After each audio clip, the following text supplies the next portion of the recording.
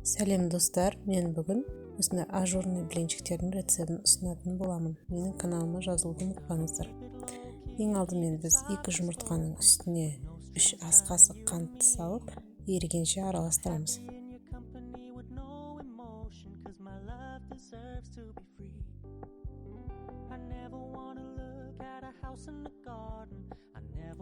Осының үстіне 200 мл сүт құямыз. Оның үстіне шамамен 30 мл май құямыз.